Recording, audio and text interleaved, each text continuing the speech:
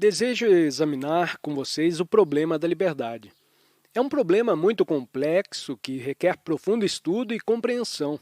Muito se fala de liberdade, liberdade religiosa e liberdade do indivíduo fazer o que deseja. Sobre essa questão, volumes têm sido escritos por homens eruditos. Mas eu penso que podemos considerá-la de maneira muito simples e direta, e chegar, talvez, à solução verdadeira.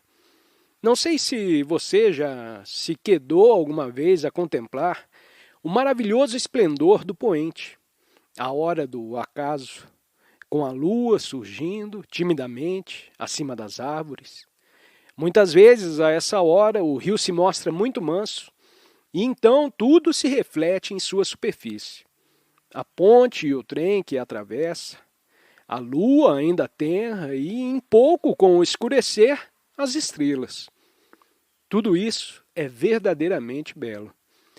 E para poder observar, dar toda a sua atenção a algo que é belo, deve a sua mente estar livre de preocupações, não acha?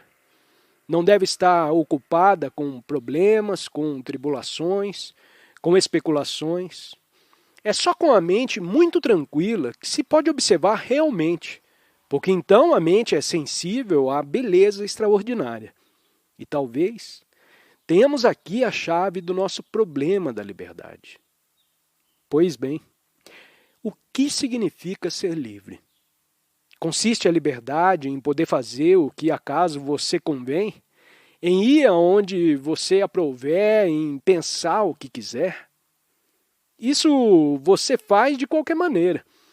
A mera consciência de ter independência significa liberdade? Muita gente nesse mundo é independente, mas pouquíssimos são livres. Liberdade implica uma grande soma de inteligência, não? Ser livre é ser inteligente, mas a inteligência não nasce só pelo desejarmos ser livres. Nasce ao começar a compreender, no seu todo, o seu ambiente, as influências sociais, religiosas, paternas e tradicionais, que continuamente te envolvem. Mas para compreender todas essas influências, a influência de seus pais, de seu governo, da sociedade, do meio cultural a que pertence, de suas crenças, seus deuses e superstições, da tradição a que impensadamente se ajusta.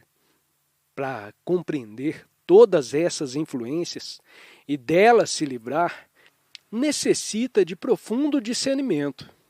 Mas você, em geral, você se submete a elas porque interiormente sente medo. Tem medo de não alcançar uma boa situação na vida, medo do que possa dizer o sacerdote da sua seita, medo de não seguir a tradição, de não fazer o que é correto. Mas a liberdade é, com efeito, um estado mental em que não existe medo ou compulsão, nem ânsia de segurança. Não desejamos, quase todos nós, estar em segurança? Não desejamos ser considerados maravilhosos, que nos admirem a formosura, a superior inteligência? Do contrário, não acrescentaríamos letras aos nossos nomes. Tais coisas nos inspiram confiança em nós mesmos, nos fazem nos sentir importantes. Todos desejamos ser famosos. Mas no momento em que desejamos ser algo, já não somos livres. Veja isso, por favor, pois, com efeito, aí tem o fio que te levará à compreensão do problema da liberdade. Quer nesse mundo de políticos, de poder, posição, autoridade, quer no chamado mundo espiritual, em que cada um aspira a ser virtuoso, nobre, um modelo de santidade. No momento em que deseja ser alguém, já não é livre. Mas o homem ou a mulher que percebe quando tudo isso é absurdo, cujo coração é inocente e, portanto, não está sendo movido pelo desejo de ser alguém, esse é um ente livre. Se compreender isso em sua simplicidade, verá também sua extraordinária beleza e profundeza. Afinal de contas, os exames têm essa finalidade de te dar uma posição, de te tornar alguém. Títulos, posição, conhecimentos servem de estímulo a ser algo. Não ouviu dizer a seus pais e mestres que deve ascender a uma certa posição na vida, que deve ter êxito como seu tio ou seu avô? Ou você mesmo trata de imitar o exemplo de um certo herói, igualar os mestres, os santos? Por isso, nunca é livre. Quer siga o exemplo de um mestre, um santo, um instrutor, parente, quer observe uma certa tradição, tudo isso implica, de sua parte, uma necessidade de ser algo. E é só quando compreende realmente esse fato que há liberdade. A função da educação é te ajudar desde criança a não imitar ninguém e ser sempre você mesmo. Mas isso é dificílimo. Ser sempre o que é, feio ou belo, invejoso ou ciumento, e compreendê-lo. O ser você mesmo é muito difícil, porque pensa que o que é ignóbil e que seria maravilhoso se pudesse converter o que é em algo nobre. Mas isso nunca acontecerá. Se, entretanto, olha o que realmente é e o compreende, então nessa compreensão há transformação. A liberdade, pois, consiste não em tentar se tornar algo diferente do que é, nem em fazer o que acaso deseja fazer, nem em seguir a autoridade da tradição, de seus pais, de seu guru, porém sim em compreender o que é a cada instante. Mas vocês não são educados para isso. Sua educação o estimula a se tornar isso ou aquilo. Mas isso não é compreensão de si mesmo. Seu eu é uma coisa sobremodo complexa. Não é meramente a entidade que vai à escola, que briga, que joga, que tem medo, mas é também algo que está oculto e que não é evidente. Compõe-se não apenas de tudo o que pensa, mas também de todas as coisas que foram incalculadas à sua mente por outras pessoas, por livros, pelos jornais, por seus líderes ou guias. E só é possível compreender tudo isso quando não deseja ser alguém, quando não imita, não segue ninguém. O que, com efeito, significa estar em revolta contra essa tradição de vir a ser algo. Essa é a única revolução verdadeira, conducente a uma extraordinária liberdade. Cultivar essa liberdade é a verdadeira função da educação. Seus pais, seus mestres e seus próprios desejos te querem identificados com isso ou aquilo, para ser feliz e ter segurança. Mas para ser inteligente, não deve se libertar de todas as influências que te escravizam e esmagam? A esperança de um novo mundo está naqueles de vocês que começarem a ver o que é falso e a revoltar-se contra o falso. Não apenas verbalmente, porém realmente. E esta é a razão por que deve buscar a educação correta, pois só crescendo em liberdade poderá criar um novo mundo não baseado na tradição ou moldado de acordo com a idiosincrasia de certo filósofo ou idealista. Mas não haverá possibilidade de liberdade enquanto estiver meramente tentando se tornar alguém ou imitando um exemplo nobre. Pergunta: o que é inteligência? Resposta: vamos examinar essa questão com vagar, pacientemente para descobrir. Descobrir não é chegar a uma conclusão. Não sei se percebe a diferença. No momento em que chega a uma conclusão sobre o que é inteligência, deixa de ser inteligente. Foi isso o que fez a maioria das pessoas mais velhas. Chegaram a conclusões. Por isso, deixaram de ser inteligentes. Descobriu, pois, uma coisa. que a mente inteligente é aquela que está aprendendo constantemente, sem jamais tirar conclusões. E o que é a inteligência? A maioria das pessoas se satisfaz com uma definição do que é a inteligência. Ou dizem, esta é uma boa explicação. Ou preferem sua explicação própria e pessoal. Mas a mente que se satisfaz com explicações é muito superficial e, portanto, ininteligente. Começou a ver que a mente inteligente não é aquela que se satisfaz com explicações, com conclusões. Não é, tampouco a crer, porque crença é também outra forma de conclusão. A mente inteligente é aquela que investiga, que observa, aprende e estuda.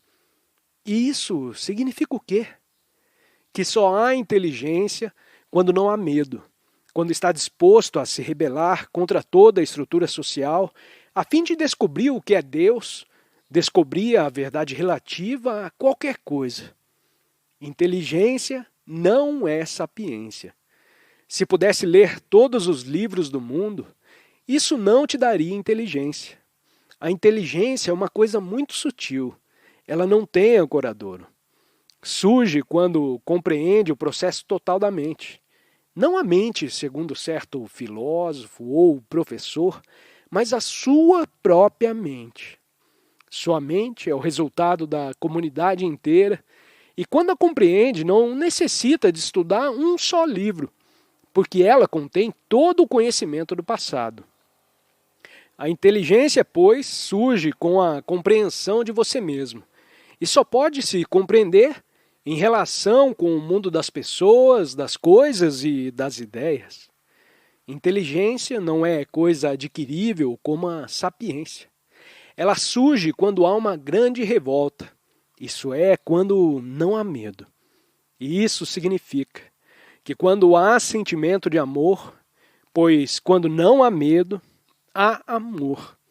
Se só está interessado em explicações, receio que irá achar que não respondi a sua pergunta. Perguntar o que é inteligência é coisa semelhante a perguntar o que é a vida. A vida é estudo e recreação, sexo, trabalho, disputa, inveja, ambição, amor, beleza, verdade. A vida é tudo, não é? Mas veja, os mais de nós não temos paciência para prosseguir séria e constantemente nessa investigação. Pergunta: pode a mente rude tornar-se sensível? Resposta: escute a pergunta, o significado que jaz oculto atrás das palavras. Pode a mente rude tornar-se sensível? Se digo que minha mente é rude e procuro torná-la sensível, o próprio esforço para torná-la sensível é rudeza. Veja bem isso, por favor. Não te mostre intrigado, observe.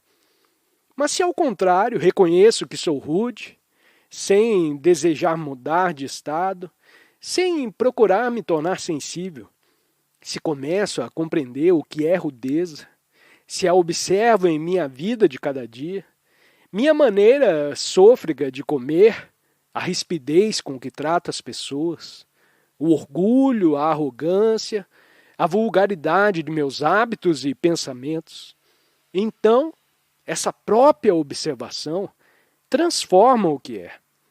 Analogamente, se sou estúpido e digo que devo me tornar inteligente, o esforço para me tornar inteligente é apenas uma forma mais ampliada de minha estupidez. Porque o importante é compreender a estupidez. Por mais que eu me esforce para me tornar inteligente, minha estupidez permanecerá. Poderei adquirir um superficial verniz de ilustração, ser capaz de citar livros, repetir passagens dos grandes autores, mas basicamente continuarei estúpido. Porém, se vejo e compreendo a estupidez, conforme se manifesta em minha vida diária, como me comporto com o meu empregado, como olho o meu vizinho, o homem pobre, o homem rico, o auxiliar de escritório, Então, esse próprio percebimento provoca a dissolução da estupidez. Tente isso. Se observe quando fala com seu serviçal, observe o enorme respeito que mostra com o patrão e o pouco caso que faz do homem que nada tem para te dar. Começará então a descobrir que é estúpido. E no compreender da estupidez, há inteligência e sensibilidade. Não tem de se tornar sensível. O homem que está tentando se tornar alguma coisa é feio e insensível. E é rude. Pergunta: como pode uma criança descobrir o que ela própria é sem a ajuda dos pais e mestres? Eu disse que uma criança é capaz disso, ou trata-se da sua própria interpretação do que eu disse? A criança descobrirá o que ela própria é se o ambiente em que vive a ajuda a fazer isso. Se os pais e os mestres têm verdadeiro interesse em que um jovem descubra a si próprio, não o obrigarão a isso. Criarão um ambiente em que o jovem possa vir a se conhecer. Você fez essa pergunta, mas trata-se de um problema vital para você?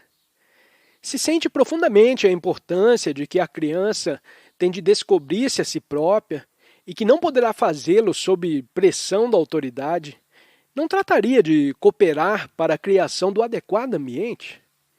Temos aqui mais uma vez a velha atitude. Me diga o que eu devo fazer e eu o farei. Não dizemos cooperaremos para esse fim. Esse problema de criar um ambiente em que a criança possa ter conhecimento de si própria concerne a todos, aos pais, aos mestres e às próprias crianças. Mas o autoconhecimento não pode ser imposto. A compreensão não pode ser forçada. E se este é um problema vital para vocês e para mim, para o pai e o mestre, então juntos havemos de criar as escolas adequadas. Pergunta: me dizem algumas crianças terem assistido em suas aldeias a certos fenômenos sobrenaturais, como, por exemplo, de obsessão e que têm medo de fantasmas, espíritos e etc. O que você me diz a respeito disso? Resposta: oportunamente investigaremos o que é a morte. Mas veja, o medo é uma coisa extraordinária. Vocês, crianças, têm ouvido histórias de fantasmas contadas por seus pais, pelas pessoas mais velhas. Do contrário, provavelmente nunca veria fantasmas. Alguém te falou a respeito da obsessão. São tão jovens que não podem saber dessas coisas. Não se trata de sua própria experiência, mas sim do reflexo de que foi dito por pessoas mais velhas. E os próprios mais velhos muitas vezes nada sabem sobre esses casos. Apenas leram num livro alguma coisa sobre o assunto e pensam ter compreendido. Suscita isso uma questão completamente diferente. A experiência não contaminada pelo passado? Se uma experiência está contaminada pelo passado, ela é meramente uma continuidade do passado e, portanto, não é uma experiência original. O que é importante que aqueles de vocês que tratam com crianças cuidem de não lhes incutir no espírito suas próprias ilusões, suas próprias noções acerca de espíritos, suas ideias e experiências pessoais. Isso é muito difícil. Porquanto as pessoas de mais idade gostam muito de falar sobre essas coisas não essenciais, de nenhuma importância na vida. Assim, gradualmente, comunicam às crianças suas próprias ansiedades, temores e superstições, e as crianças, muito naturalmente, repetem o que ouvem dizer. É importante que os mais velhos, que em geral nada sabem por experiência pessoal acerca dessas coisas, não falem a respeito delas na presença de crianças. Pelo contrário, tratem de criar uma atmosfera em que as crianças possam crescer em liberdade e sem medo.